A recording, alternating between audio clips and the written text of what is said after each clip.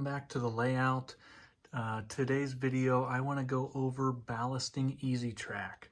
Kind of want to show you how I do it, not necessarily how to do it, as many people have different ways and different techniques. I want to show you mine in this upcoming video here.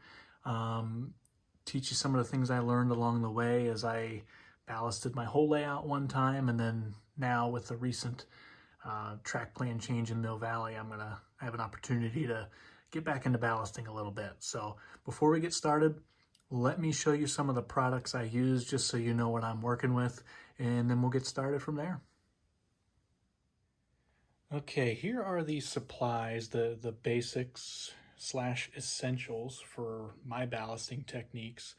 Again, you can use any different products. I just want to kind of show you what I'm using just so we have a reference point to go off of. The ballast I use is Woodland Scenics. I use the gray blend. That is really the color I like for the main lines. I have used different variations for passing sidings, freight yards, things of that nature, but for my main lines, about 90% of this is gray blend. And for your reference, there's the number there. I do not have gray blend in here anymore. I'm just using this jar as something else, but I like to pour it out into a Tupperware container, as you can see there on the left. Works really well with E-Z Track just because of the color of the road bed that comes with it. Really hides if you miss any little tiny spots. Just a very forgiving color, and I think it looks good for mainline. As far as the materials I use for gluing it down, my wet water, I use 50% water and 50% isopropyl alcohol. I use 91% just because that's what I use for my track cleaning and it's what I have available. I think the regular is 70%. That would work just fine as well. I'm just using what I have around, and it served me well. For the glue, again, not breaking any news to anybody here, just want to let you know what I use. I use Mod Podge, and I dilute it 3:1. 3 parts water, 1 part Mod Podge, and I just use these containers here. Easy for mixing. You can put lids on it and save it for later. So pretty easy storage there. As far as what I use for applying the wet water and the glue, just one of these little pipettes. I bought a bag of these, probably 20 of them, a couple of years ago, and they worked for the whole layout. Really good for the wet water and the glue. And then as far as working with the ballast, I use 2 different paint brushes. This thicker one here at the bottom, kind of for patting down and spreading out and making it look nice and flat. This smaller one here, I kind of use to grab individual pieces of ballast that are in a spot that I don't want it to be in. So that's kind of what I use those for. So those are the materials I use and some of the tools. Let's reposition and get started with how I do it. All right, here we are at a section of track that was ripped out for the Mill Valley edit, and it needs some ballast. I'm only going to do a little section for this video just because I'm still finalizing the track plan. More on that on the update videos to come and of the few that I posted. But for today, we're just going to focus on this little section of track that needs a little bit of help here. I've seen a lot of different videos where some people spread glue down, some people paint, before they start spreading the ballast. I don't do any of that. I did at the start when I first started ballasting, and I noticed for me, it was a pointless step. I didn't really need to do it, considering the way I apply the wet water and the glue after the fact. Any glue you're going to put down here at the start, you could do it along the edge to kind of get a barrier so that stuff doesn't come sliding off. For me, if you're careful spreading the ballast right at the start, I don't think you need to do that. So what I do is I literally just get my tub here, and the reason I put it into a tub is because I just like to spread it with my fingers. Some people use a spoon. Some people use one of those fancy ballast spreader things. I don't have that. And honestly, I like using my hands for this. Just gives you a better feel. A little more control over where you're spreading the ballast. And for me, a lot less cleanup and a lot less brushing off the ties and the rails and things of that nature. down the road. So what I do, you know, I just get a little bit here and I just kind of start spreading along the edge first. This kind of gets you a little bit of a barrier to work with. And as you see, some of it's going to run off here. You come up at the end and you can kind of brush that into place. But this is kind of what I do here, just to kind of get a barrier going.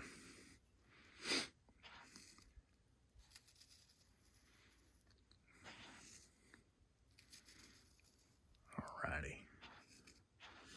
Now, once I have a little bit of a barrier, now I'm going to grab a little bit less than I have been.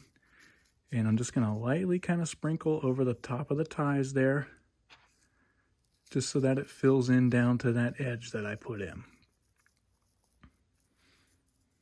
Hopefully this is going to show up pretty good here, but I think you get the idea. Now, some people will come in here and start using the brush right away to brush those off. I found with E-Z Track, the less brushing you do, the better for me. Like I said, I like using my hands for this. It might be a little bit dirtier, but it's nothing that a little soap and water isn't going to take care of at the end. So what I do is I take a finger, literally, and I press against the outside of the rail. And I just kind of go back and forth and rub it like this. This gives you a good idea of, you know, going back and forth. You can feel if there's anything left on those ties. Right now, I don't feel anything, so we're in a pretty good spot. It kind of pushes it down along the slope naturally here, and I kind of like the effect that it gives. And again, I just like the control of this. Now, you will see, it might be kind of hard to show up here. You're going to see some ballast getting up in the side of the rail. That is where I'm going to use this tiny little brush here. Doesn't really want to focus. There you go. I kind of just, again, press it against the outside of the rail just to kind of get it away from the railhead. You'll see a little bit more gets on the ties here. I come back with less pressure than I did previously. Back and forth, and you're looking pretty good there on the outside. Again, here I ripped a little bit out previously, so I'll just do some patchwork in there, but as you can see here, it's off the ties, it's away from the railhead. Pretty simple, but that's kind of how I do it. The in between the tracks, which is what I'm going to do next, in between the rails, I should say, a little bit different. So let me reposition a little bit and show you what I do in terms of spreading the ballast for that. All right, now for in between the rails. And one point I want to make on this with E-Z Track, I see a lot of people not want to go in between the rails with it. I encourage you to do it. It's really not that hard, and it makes the track look a whole lot more realistic if you do it. And I think a reason a lot of people shy away from it is because the way E-Z Track is made, the ties are really embedded into this roadbed. And, you know, at least for me, what I learned is there's not a lot of forgiveness for the ballast that you put in between. In other words, you know, track on cork, you have a little bit of space between the rail and the cork roadbed. So if you put, you know, too much in between the rails, you spread it out, it'll kind of spread its way outward from the rails, you know, and go out towards the bottom of the roadbed. With E-Z Track, what you kind of put in between here is kind of stuck. So for me, what I learned is less is more. Start by spreading, you know, very little bit amounts in between. You can always add later. So I go really light. I mean, I'm just taking a little bit here. I'm not sure how well it's going to show up, but you can always add more in between. All right. So you see a little bit filled in there. I obviously have some on the ties. Now, depending on what you're modeling, you know, most main lines aren't going to look as sloppy as that. So I want to clean it up a little bit. If you're doing sidings or you're doing yards or you're doing an old, you know, an old single track line that's maybe not used as much anymore, you can maybe leave it a little bit dirty. So it's up to you on what you're modeling. But for me, this is a main line that's in, you know, typical use. I want to keep it a little bit clean. So again, what I do is take my finger and press it, this time against the inside of the rail, and I just go back and forth to kind of clear that away from the railhead. And I'm going to go ahead and do it on both sides here, back and forth. What that does is that kind of pushes the ballast away from the rail towards the middle. I come in with my thumb then, back and forth real gentle, not a ton of pressure here, and just clean off the ties.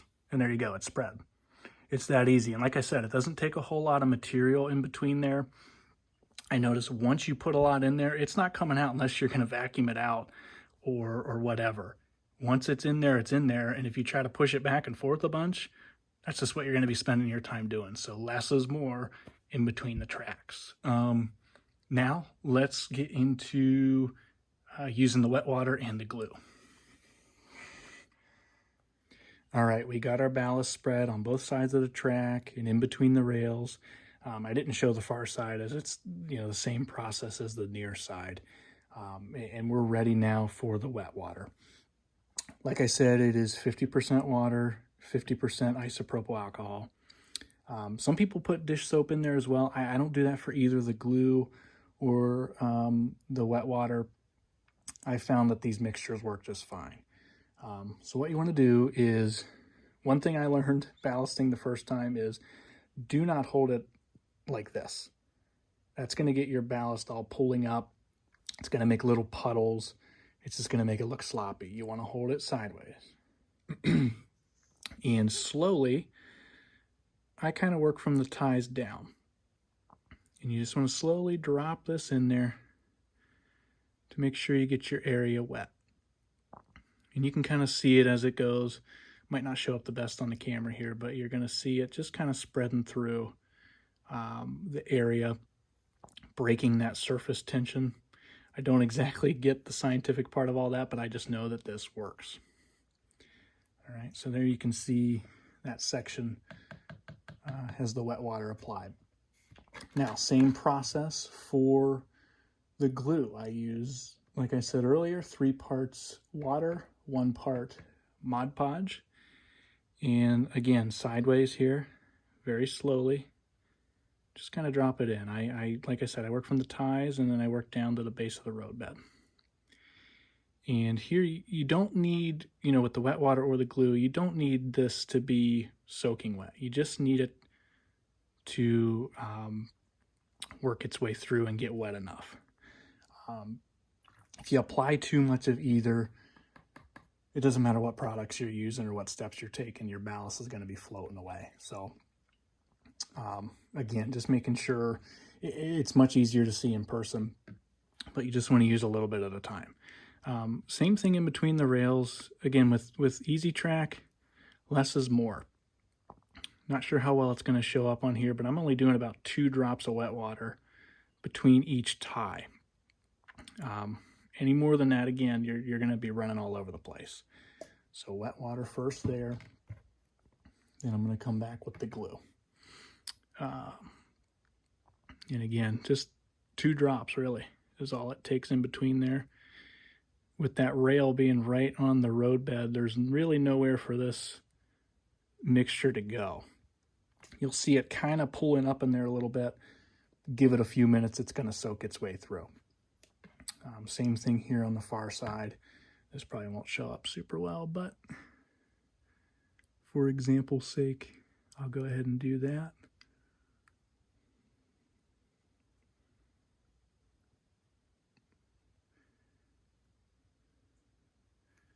All right, get that nice and saturated.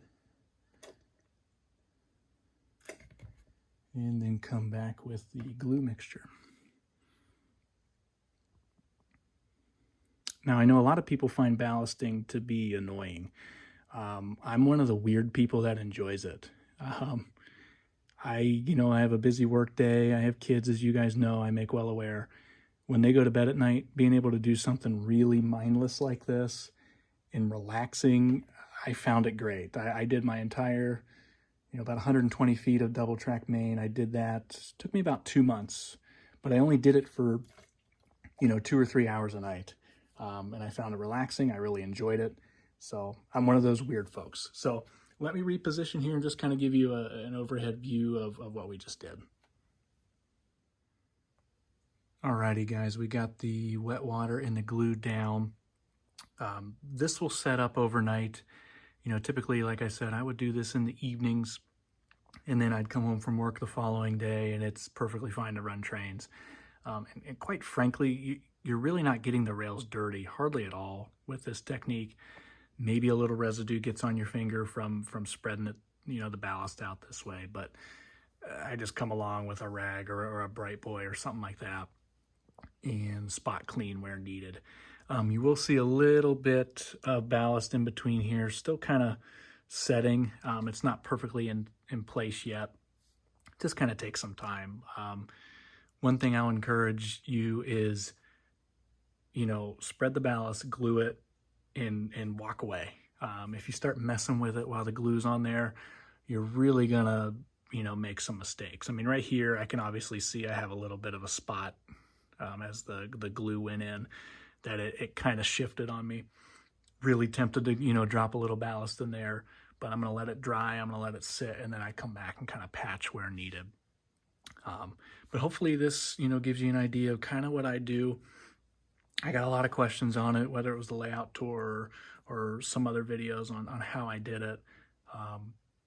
That's kind of the process I used. Again, it's not, this is not the one way you should do it and it's the only way. That's not true at all. We all have our techniques, we all have our preferences, and we all have our opinions.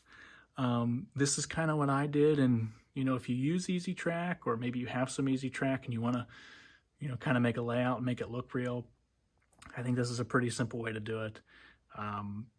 That doesn't take a whole lot of skill. Trust me, if I can do it, you can do it.